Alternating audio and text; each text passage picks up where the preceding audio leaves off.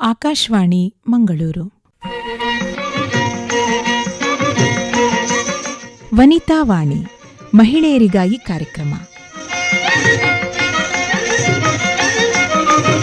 ಕೇಳುಗರೆ, ನಿಮಗೆಲ್ಲ ಇಂದಿನ ಕಾರ್ಯಕ್ರಮಕ್ಕೆ ಸ್ವಾಗತ.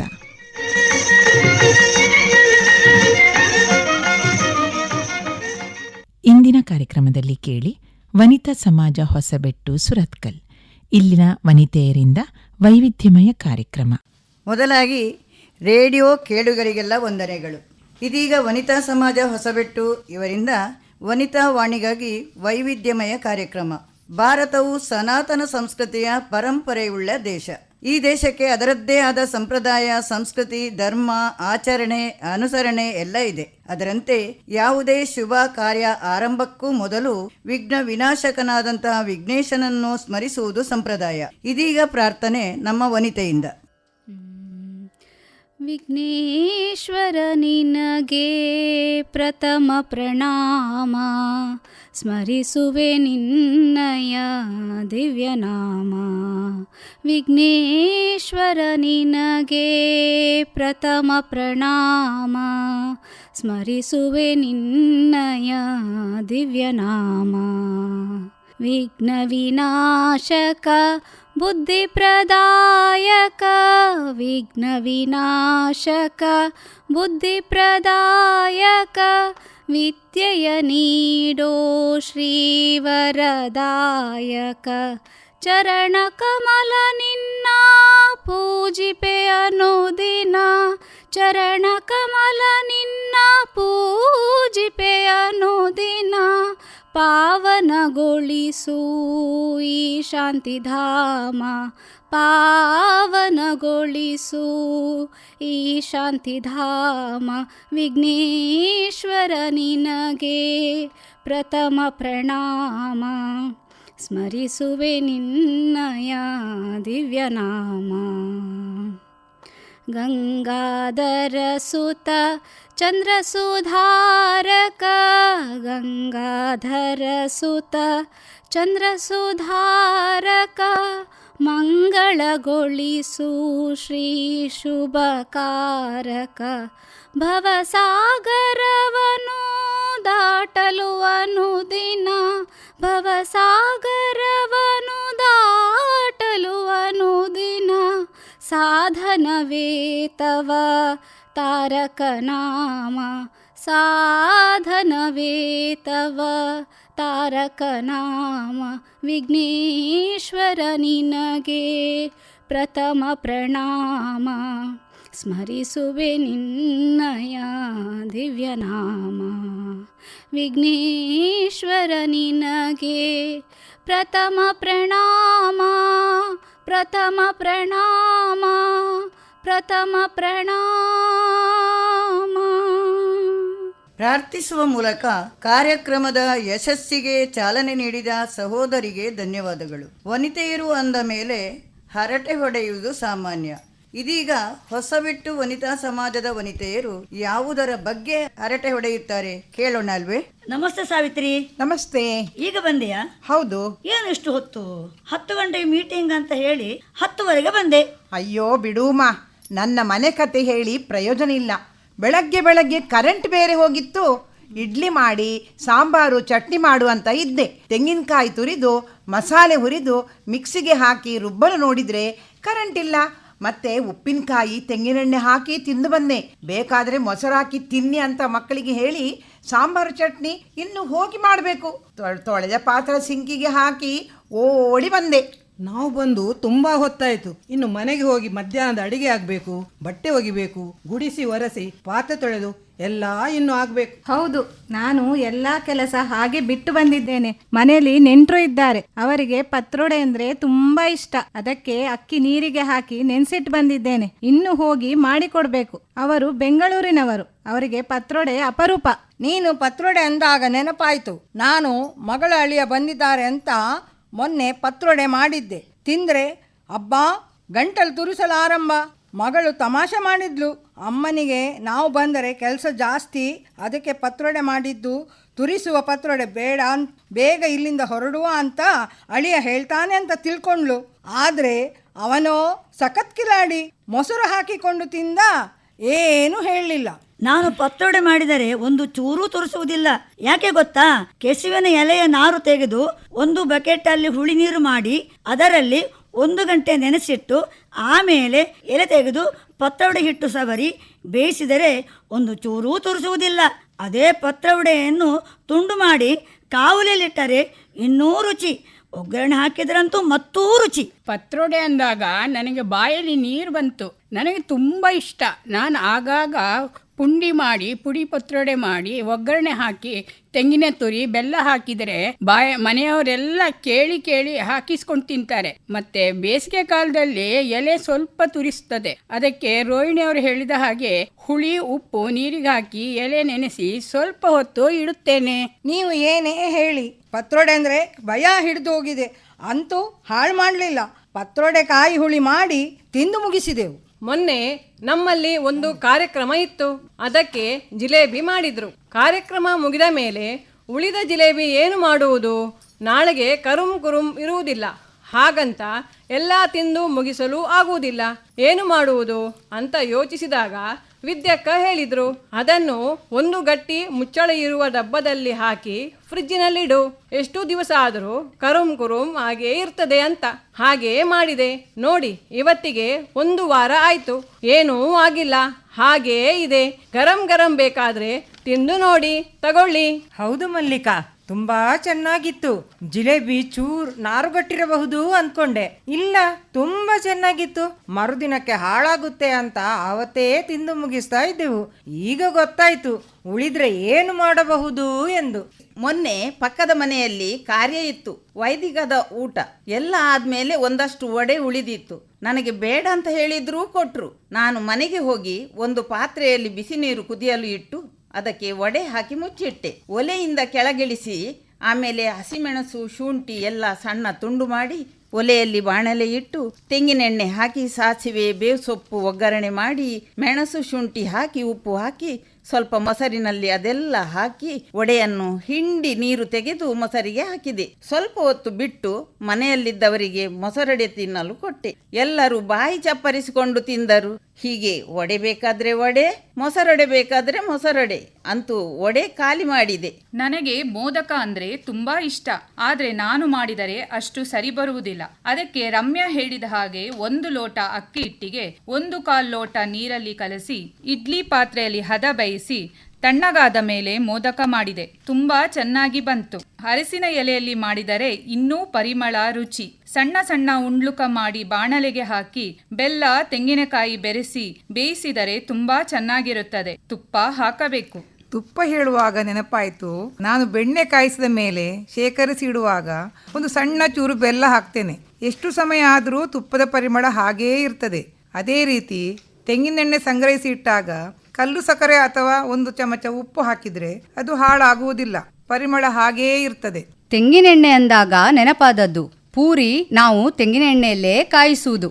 ಪೂರಿ ಉಬ್ಬಿ ಬರಬೇಕಾದ್ರೆ ಹಿಟ್ಟು ಕಲಿಸುವಾಗ 1 ಬಟಾಟೆ ಬೇಯಿಸಿ ಹಿಟ್ಟಿನ ಒಟ್ಟಿಗೆ ಚೆನ್ನಾಗಿ ಕಲಸಿ ಲಟ್ಟಿಸಿ ಕಾಯಿಸಿ ನೋಡಿ, ಚೆನ್ನಾಗಿ ಉಬ್ಬಿ ಬರ್ತದೆ. ಮತ್ತೆ ದಿವ್ಯ ಹೇಳಿದ ಹಾಗೆ ಬೆಣ್ಣೆ ಕಾಯಿಸುವಾಗ ವೀಳ್ಯದೆಲೆ ಹಾಕಿದರೆ ಸುವಾಸನೆ ಹಾಗೇ ಇರ್ತದೆ. ಬೇಳೆಕಾಳುಗಳು ಹಾಳಾಗದ ಹಾಗೆ ಅರಸಿನ ಮತ್ತು ಉಪ್ಪಲ್ಲಿ ಬೆರೆಸಿ ಬಿಸಿಲಲ್ಲಿ ಒಣಗಿಸಿಟ್ಟರೆ ತುಂಬಾ ಸಮಯ ಹಾಳಾಗುವುದಿಲ್ಲ, ಗುಗ್ಗುರು ಹುಳ ಆಗುವುದೇ ಇಲ್ಲ.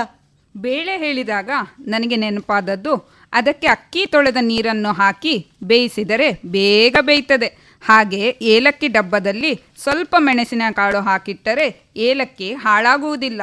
ಫ್ರಿಡ್ಜ್ ಕೆಲವೊಮ್ಮೆ ವಾಸನೆ ಬರ್ತದೆ. ಆಗ 2 ಬೆಳ್ಳುಳ್ಳಿ ಸಿಪ್ಪೆ ತೆಗೆದು ಇಡಿ, ವಾಸನೆ ಹೋಗ್ತದೆ. 1 ತಟ್ಟೆಯಲ್ಲಿ ಬೇಕಿಂಗ್ ಪೌಡರ್ ಹಾಕಿಟ್ಟರೂ ಆಗ್ತದೆ. ಬೆಳ್ಳುಳ್ಳಿ ವಾಸನೆ ಆಗದವರು, ಬೆಳ್ಳುಳ್ಳಿ ತಿನ್ನದವರು ಬೇಕಿಂಗ್ ಪೌಡರ್ ಬಳಸಬಹುದು. ನಮ್ಮ ಮನೆಯ ಹೂತೋಟದಲ್ಲಿ ಗಿಡಗಳಿಗೆಲ್ಲ ಹುಳ ಬರ್ತದೆ. ಎಲೆ ಹೂವು ಎಲ್ಲಾ ತಿಂತದೆ. ಅದಕ್ಕೆ ಬೇಡದ ಮಾತ್ರೆ ಪುಡಿ ಮಾಡಿ ನೀರಿನಲ್ಲಿ ಕರಗಿಸಿ ಗಿಡಗಳಿಗೆ ಚಿಮುಕಿಸಿದ್ರೆ ಹುಳ ಬರುವುದಿಲ್ಲ ಅಂತ ಯಾರೋ ಹೇಳಿದ್ರು. ಹಾಗೆ ಮಾಡಿದೆ. ಈಗ ಗಿಡ ಅಂತೂ ಚೆನ್ನಾಗಿದೆ. ನೋಡುವಾಗ ಬಹಳ ಖುಷಿಯಾಗ್ತದೆ. ನಾವು ಮನೆ ಕೆಲಸ ಎಲ್ಲ ಅರ್ಧಂಬರ್ಧ ಮಾಡಿ ಬಂದದ್ದು ತಿಂಗಳ ಮೀಟಿಂಗಿಗೆ. ಆದರೆ ಎಷ್ಟಾದರೂ ಹೆಂಗಸರಲ್ವಾ, ಹರಟೆ ಹೊಡೆಯುವುದು ಸಾಮಾನ್ಯ. ನಾನು ತಡ ಬಂದ ಕಾರಣ ಎಷ್ಟು ವಿಷಯ ತಿಳಿದ ಹಾಗೆ ಆಯಿತು.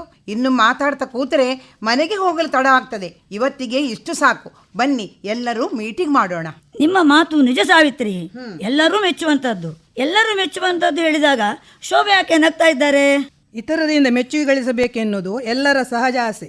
ಅದಕ್ಕಾಗಿ ಇತರರು ಮೆಚ್ಚುವಂತೆ ನಡೆದುಕೊಳ್ಳಬೇಕಾದ್ದು ಎಲ್ಲರ ಕರ್ತವ್ಯ. ಆದರೆ ಜನಮೆಚ್ಚುಗೆ ಹುಚ್ಚು ಒಳ್ಳೆಯದಲ್ಲ. ಲೋಕೋ ಭಿನ್ನ ರುಚಿ, ಜನರ ಅಭಿರುಚಿಗಳು ಅಭಿಮತಗಳು ವಿಭಿನ್ನವಾಗಿರುತ್ತವೆ. ಒಬ್ಬನಿಗೆ ಸರಿ ಎನಿಸಿದ್ದು ಇನ್ನೊಬ್ಬನಿಗೆ ಸರಿ ಎನಿಸದಿರಬಹುದು. ಸತ್ಕಾರ್ಯವನ್ನು ಎಷ್ಟೇ ಪ್ರಾಮಾಣಿಕತೆಯಿಂದ ಮಾಡಿದರೂ ಅದರಲ್ಲಿ ದೋಷವನ್ನೇ ಕಾಣುವವರಿರುತ್ತಾರೆ. ಅಂಡದ ಬಾಯಿನಾಂಡಲ ಮುಚ್ಚಲಿ, ದೊಂಡೆದ ಬಾಯಿನ ಮುಚ್ಚರಾಪುಜಿ. ಈ ನಾಣ್ಣುಡಿ ಸರಿ ಎನಿಸುತ್ತದೆ. ಯಾರಿಗಾದರೂ ಸಣ್ಣ ಉಪಕಾರ ಮಾಡಲು ಹೋದರೆ ಅದರಲ್ಲಿ ಸ್ವಾರ್ಥ ಎಳೆಯನ್ನು ಗುರುತಿಸುವವರು ಇದ್ದಾರೆ. ಉದಾರವಾಗಿ ದಾನ ಮಾಡಿದರೆ ಏನೋ ಕಪ್ಪು ಹಣ ಇರಬೇಕು ಅಥವಾ ಅನ್ಯಾಯದ ಸಂಪಾದನೆ ಇರಬೇಕು ಎಂದು ಗೂಬೆ ಕೂರಿಸುತ್ತಾರೆ.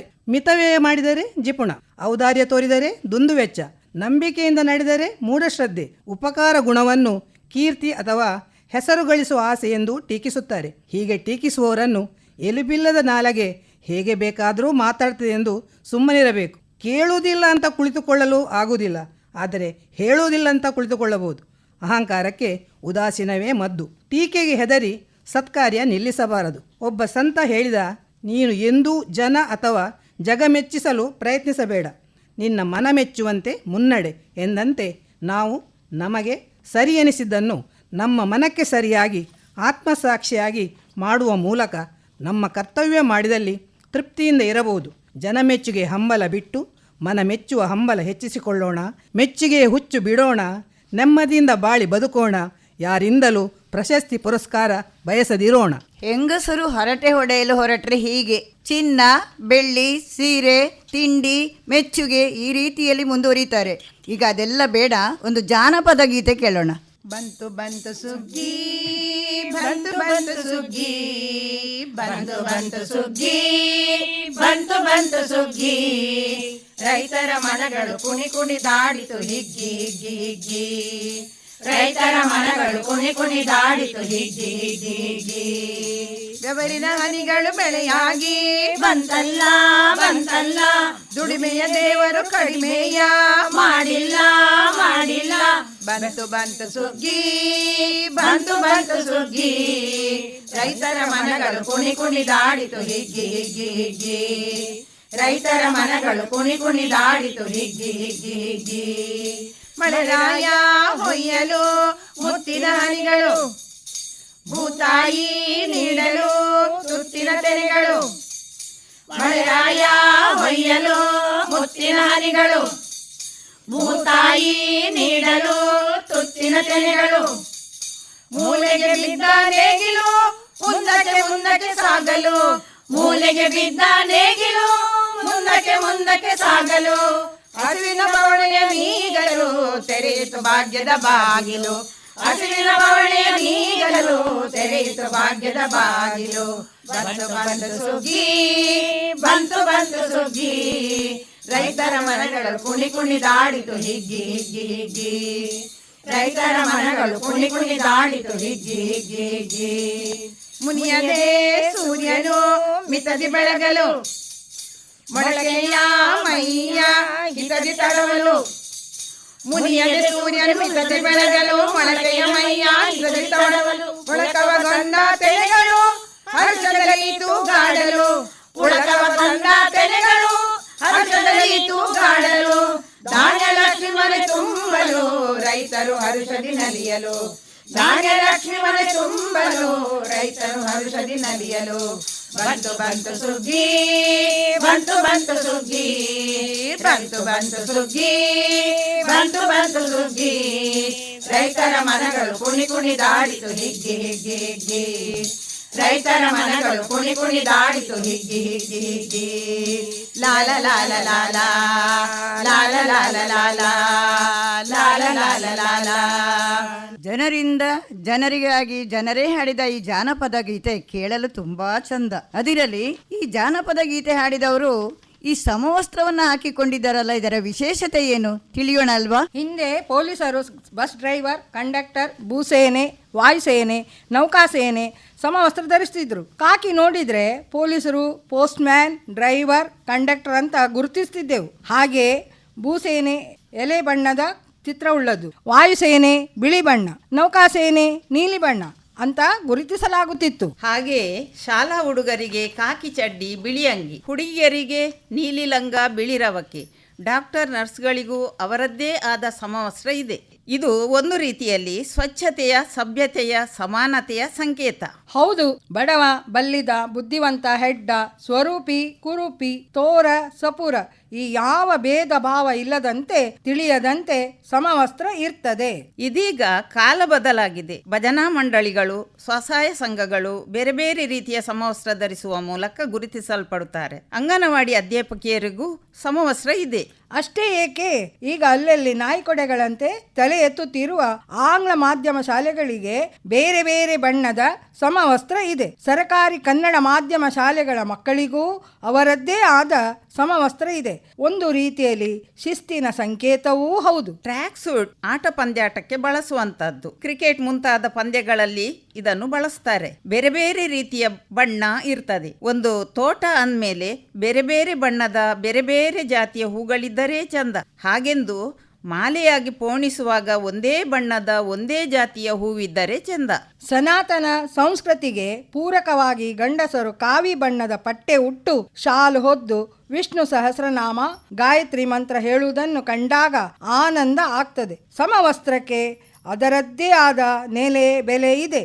ಈ ಸಮವಸ್ತ್ರ ದೇಶ ಭಾಷೆಗೆ ಸತ್ಪ್ರಜೆಯಾಗಬೇಕು, ನಾಡು ನುಡಿಗೆ ಮಾದರಿಯಾಗಬೇಕು, ಸಕಲರಿಗೂ ನೈಜ ಪ್ರೇರಣೆಯಾಗಬೇಕು. ಏಕರೂಪದ, ಏಕ ಪ್ರಕಾರದ, ಏಕ ರೀತಿಯ ಪೋಷಾಕು ತೊಟ್ಟರೆ ಅದು ಸಮವಸ್ತ್ರ. ಕೈಯಲ್ಲಿ ದಂಡ, ಬಿಳಿ ಪ್ಯಾಂಟು, ಬಿಳಿ ಅಂಗಿ, ತಲೆಗೆ ಕೇಸರಿ ಬಣ್ಣದ ಪೇಟ ಧರಿಸಿ ಶಿಸ್ತಿನಿಂದ ಕವಾಯತು ಮಾಡುತ್ತಾ ಪಥಸಂಚಲನ ಮಾಡುವ ಶಿಸ್ತುಬದ್ಧ ನಡಿಗೆಯೇ ರಾಷ್ಟ್ರೀಯ ಸ್ವಯಂ ಸೇವಕರ ನಡಿಗೆ. ನೋಡಲು ಕಣ್ಣಿಗೆ ಹಬ್ಬ. ಇತ್ತೀಚೆಗೆ ದೊಡ್ಡ ದೊಡ್ಡ ಹೋಟೆಲ್ಗಳಲ್ಲಿ, ಅಂಗಡಿಗಳಲ್ಲಿ ಸಮವಸ್ತ್ರ ಧರಿಸಿ ಕೆಲಸ ಮಾಡುವವರನ್ನು ನೋಡುವಾಗ ಗೌರವ ಭಾವನೆ ಉಂಟಾಗುತ್ತದೆ. ಒಟ್ಟಿನಲ್ಲಿ ಸಮವಸ್ತ್ರ ಶಿಸ್ತಿಗೆ, ಸ್ವಚ್ಛತೆಗೆ, ಸಭ್ಯತೆಗೆ, ಸಮಾನತೆಗೆ ದ್ಯೋತಕವಾಗಲಿ ಎಂಬುದೇ ನಮ್ಮ ಆಶಯ. ಸಮವಸ್ತ್ರದ ಬಗ್ಗೆ ವಿವರವಾದ ಸಂವಾದ ನಡೆಸಿದ ಈ ಮಹಿಳಾ ಮಣಿಗಳು ಪುರಾಣದ ಬಗ್ಗೆ ಎಷ್ಟರ ಮಟ್ಟಿಗೆ ತಿಳಿದಿದ್ದಾರೆ ಪ್ರಶ್ನಿಸೋಣ ಅಲ್ವೇ? ಇದೀಗ ಪುರಾಣ ರಸಪ್ರಶ್ನೆ ನಿಮಗಾಗಿ. ಮೊದಲಿನ ಪ್ರಶ್ನೆ ಕೇಳ್ತಾ ಇದ್ದೇನೆ. ಶ್ರೀಮನ್ನಾರಾಯಣನ 4ನೇ ಅವತಾರ ಯಾವುದು?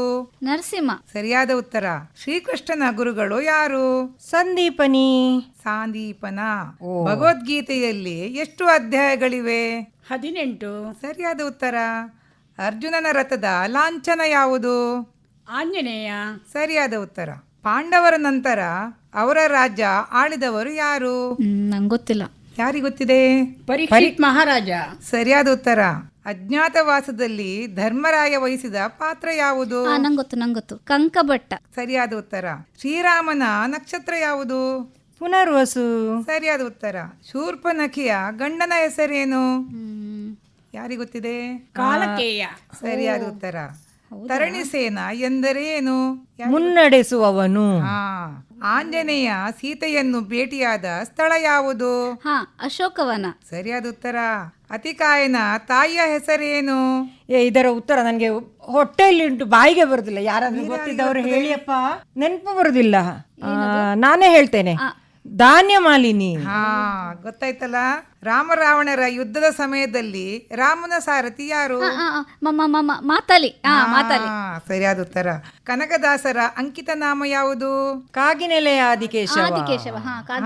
ಸರಿಯಾದ ಉತ್ತರ. ಹಯವದನ ಎಂಬ ಅಂಕಿತ ನಾಮ ಯಾರದ್ದು? ವಾದಿರಾಜರು. ಸರಿಯಾದ ಉತ್ತರ. ಈಗ ಯಾವ ಸಂವತ್ಸರ?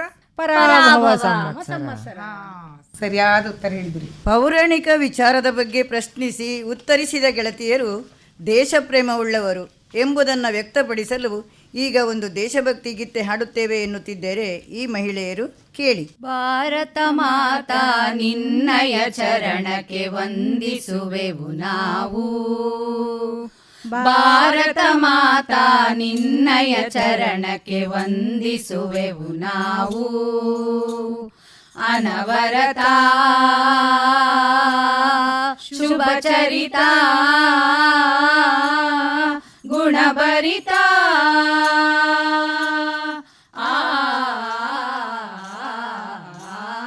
ಭಾರತ ಮಾತಾ ನಿನ್ನಯ ಚರಣಕ್ಕೆ ವಂದಿಸುವೆವು ನಾವು. ಜಮ್ಮು ಕಾಶ್ಮೀರ ಶಿಖರಿಣಿ ನೀನು, ಸೌಂದರ್ಯದ ರೂಪಿಣಿ ನೀನು. ಜಮ್ಮು ಕಾಶ್ಮೀರ ಶಿಖರಿಣಿ ನೀನು, ಸೌಂದರ್ಯದ ರೂಪಿಣಿ ನೀನು. ಕನ್ಯಾಕುಮಾರಿ ಪದ ಪದ್ಮಿನಿಯೇ ಪಾವನ ಚರಣೆ ನೀನು. ಕನ್ಯಾಕುಮಾರಿ ಪದ ಪದ್ಮಿನಿಯೇ ಪಾವನ ಚರಣೆ ನೀನು. ಪಂಜಾಬ ಸಿಂಧು ಗುಜರಾತ್ ಮರಾಠ ದ್ರಾವಿಡ ಉತ್ಕಲ ವಂಗ, ದ್ರಾವಿಡ ಉತ್ಕಲ ವಂಗ, ದ್ರಾವಿಡ ಉತ್ಕಲ ವಂಗ.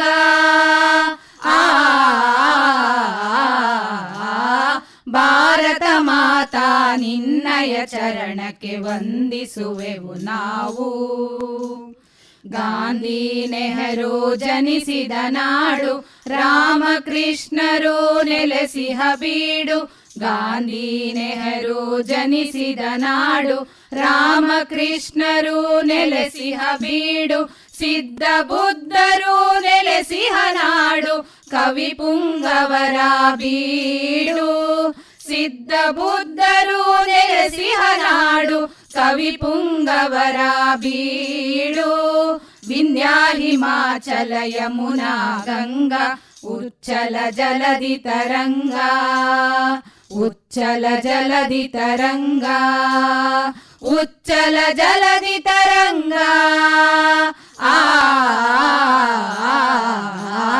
ಭಾರತ ಮಾತಾ ನಿನ್ನಯ ಚರಣಕ್ಕೆ ವಂದಿಸುವೆವು ನಾವು. ಅನವರತ ಶುಭ ಚರಿತ ಗುಣಭರಿತ.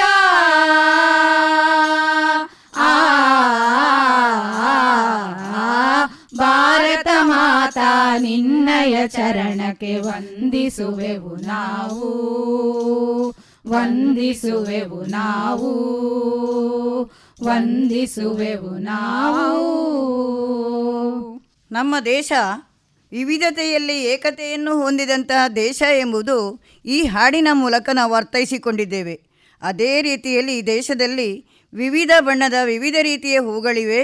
ಅದರ ಬಗ್ಗೆ ನಿಮಗೆ ತಿಳಿಸಲಿದ್ದಾರೆ ನಮ್ಮ ಈ ಹೆಂಗೆಳೆಯರು. ಹೂವು ಚೆಲುವೆಲ್ಲ ನಂದೆಂದಿತು, ಹೆಣ್ಣು ಹೂವ ಮುಡಿದು ಚೆಲುವೆ ತಾನೆಂದಿತು. ಹೀಗೆ ಹೂವಿನ ಬಗ್ಗೆ ಹಲವು ಹಾಡು ಕವಿಗಳಿಂದ ವರ್ಣಿಸಲ್ಪಟ್ಟಿದೆ. ಮೂರ್ತಿ ಚಿಕ್ಕದಾದರೂ ಕೀರ್ತಿ ದೊಡ್ಡದು ಎಂಬ ಗಾದೆಯ ಮಾತಿದೆ. ವನಸುಮದೊಳೆನ್ನ ಜೀವನವು ವಿಕಸಿಸುವಂತೆ ಮನವನನುಗೊಳಿಸು ಹೇ ತಂದೆ. ಡಿವಿಜಿಯವರ ಈ ಕವನ ಹೂ ವನದಲ್ಲಿ ಅರಳಿ ಪರಿಮಳ ಬೀರಿ ಬಾಡಿ ಉದುರಿ ಮತ್ತೆ ಮಣ್ಣು ಸೇರುತ್ತದೆ. ಹಾಗೆಂದು ನನ್ನನ್ನು ಯಾರೂ ಗಮನಿಸಲಿಲ್ಲ, ಬಳಸಲಿಲ್ಲ ಎಂದು ಎಂದಿಗೂ ಬೇಸರಿಸಲಿಲ್ಲ. ಅಂತೆಯೇ ಮನುಷ್ಯರು ಸಣ್ಣ ಪುಟ್ಟ ವಿಷಯಗಳಿಗಾಗಿ ಮನಸ್ಸು ಕೆಡಿಸಿಕೊಳ್ಳಬಾರದು ಎಂಬುದು ಇದರ ಅರ್ಥ. ಹೂ ಎಂದರೆ ಹೆಣ್ಣು ಮಕ್ಕಳಿಗೆ ತುಂಬಾ ಇಷ್ಟ. ಹೂ ಕಟ್ಟುವುದು ಕೆಲವರಿಗೆ ಕಷ್ಟ. ತಮ್ಮ ಪ್ರೀತಿ ಪಾತ್ರರಿಗೆ ಹೂಗುಚ್ಛ ನೀಡುವುದು, ಕೊರಳಿಗೆ ಹಾಕುವುದು ಗೌರವದ ಸಂಕೇತವೆಂದು ತಿಳಿಯುತ್ತಾರೆ. ಹೂಗಳು ನೋಡಲು ಸುಂದರವಾಗಿರುತ್ತವೆ. ಒಂದೊಂದು ಜಾತಿಯ ಹೂವು ಒಂದೊಂದು ಆಕಾರದಲ್ಲಿರುತ್ತದೆ. ನೆಹರು ಗುಲಾಬಿ ಹೂವನ್ನು ಅಂಗಿಯ ಕಿಸೆಯಲ್ಲಿಟ್ಟು ಕೊಳ್ಳುತ್ತಿದ್ದರು. ಕೋಮಲತೆ ಹೂಗಳ ಲಕ್ಷಣ. ಮುಟ್ಟಿದರೆ ಬಾಡುವ ಹೂಗಳು ಇವೆ. ಆದ್ದರಿಂದಲೇ ಹೆಣ್ಣು ಮಕ್ಕಳನ್ನು ಕುಸುಮ ಕೋಮಲೆ ಎನ್ನುವರು. ಇಂಥವರಿಗೆ ಕಷ್ಟಪಟ್ಟು ಗೊತ್ತಿಲ್ಲ. ಹೂಗಳಲ್ಲಿ ತಾವರೆಗೆ ಅತ್ಯಂತ ಪ್ರಮುಖ ಸ್ಥಾನವಿದೆ. ಭಾರತದ ರಾಷ್ಟ್ರಪುಷ್ಪ ತಾವರೆ. ವಿಷ್ಣುವಿನ ನಾಭಿಯಿಂದ ಹೊರಬಂದ ಈ ಹೂವಿನಲ್ಲಿ ಬ್ರಹ್ಮನ ಮರುಜನ್ಮ ಎಂದು ಹೇಳುವುದುಂಟು. ಸುಂದರ ಕಣ್ಣು ಉಳ್ಳವರನ್ನು ತಾವರೆ ಎಸಳಿನಂಥ ಕಣ್ಣು ಉಳ್ಳವರು ಎನ್ನುತ್ತಾರೆ. ಹಾಗೆಯೇ ಸಂಪಿಗೆ ಎಸಳಿನಂಥ ಮೂಗು ಎಂದು ನೀಳಮೂಗಿನವರಿಗೂ ಹೇಳುವುದುಂಟು. ತಾವರೆಯ ಬೀಜ ಆಹಾರವಾಗಿ ಔಷಧಿಯಾಗಿ ಬಳಸುತ್ತಾರಂತೆ. ಕೆಸರಲ್ಲಿ ಹುಟ್ಟಿ ಬೆಳೆಯುವ ತಾವರೆ ಕೆಸರನ್ನು ತನ್ನ ಮೈಗೆ ಅಂಟಿಸಿಕೊಳ್ಳುವುದಿಲ್ಲ. ಅಂತೆಯೇ ದುರ್ಜನರ ಸಂಘದೊಳಿದ್ದರೂ ನಾವು ದುರ್ಜನರಾಗಬಾರದು ಎಂಬುದು ಇದರ ಸಂದೇಶ, ಅರ್ಥ. ಈಗ ತಾವರೆಯ ಬದಲಾಗಿ ಗುಲಾಬಿಯನ್ನು ಹೂಗಳ ರಾಣಿ ಎನ್ನುತ್ತಾರೆ. ವಿವಿಧ ಬಣ್ಣದ ವಿವಿಧ ಆಕಾರದ ಗುಲಾಬಿ ಹೂಗಳಿವೆ. ಹಳದಿ, ಕೆಂಪು, ಬಿಳಿ, ಗುಲಾಬಿ ಬಣ್ಣದ ಹೂಗಳು ಮುಳ್ಳುಗಿಡದ ತುಂಬ ಅರಳು ನಿಂತಾಗ ನೋಡಲು 2 ಕಣ್ಣೂ ಸಾಲದು.